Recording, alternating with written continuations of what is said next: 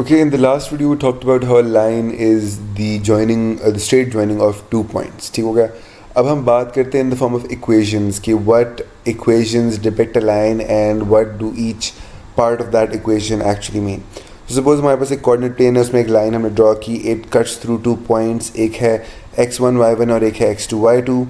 ठीक हो गया. अब both of these points की वजह से जो line बन रही है, it forms an angle alpha with the x-axis when it passes through the x-axis.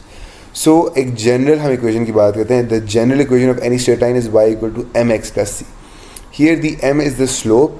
The slope is the rise over run, and the c in this equation is the y-intercept. It is the point at which the line cuts the y-axis.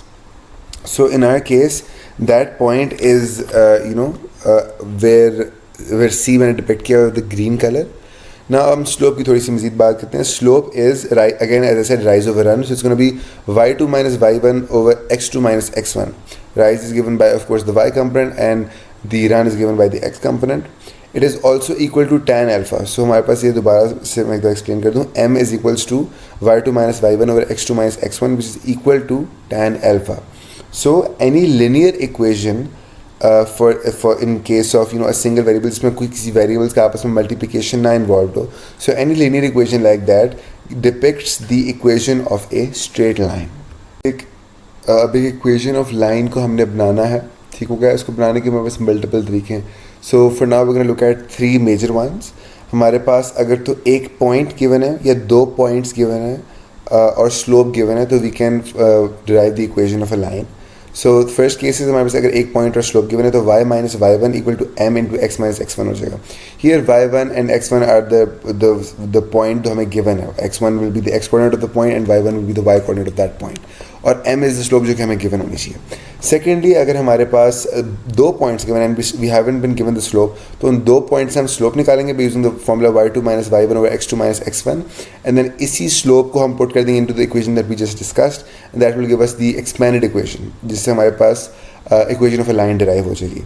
Next हमारे पास अगर एक line है जो कि पास कर रही है along the, जो कट कर रही है एक्स एक्सिस और वाई एक्सिस को, तो the point at which it cuts the y axis, उस पर जो वाई की वैल्यू है it will be b, and the point that cuts the y x axis, उस पर जो एक्स की value it will be a. So in our case x over a plus y over b equal to 1 is also an equation, and this will be the equation of the specific line जो कि दोनों axis को cut कर रही है in this case.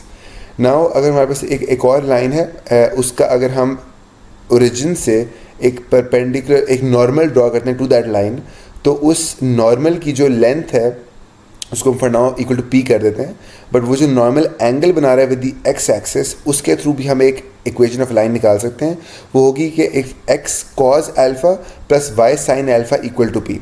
यहाँ पे again the alpha is the angle between the normal and the x axis, and p is the distance जो कि ओरिजिन से उस लाइन तक है. The total length of the normal line from the origin to the line जिसकी हमने equation निकालना चाह रहे हैं will be equal to P.